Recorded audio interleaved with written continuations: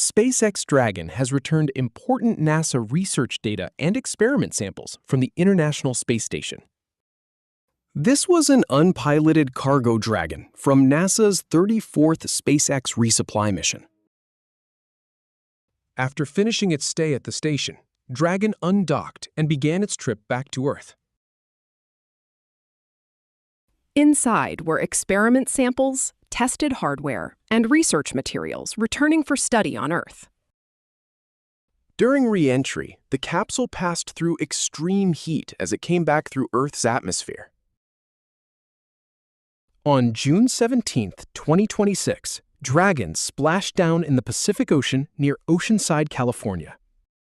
Recovery teams moved in to secure the spacecraft and protect the research materials inside.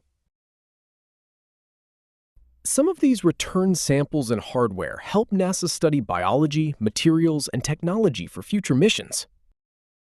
Dragon does not only carry cargo to space, it also brings valuable research back home.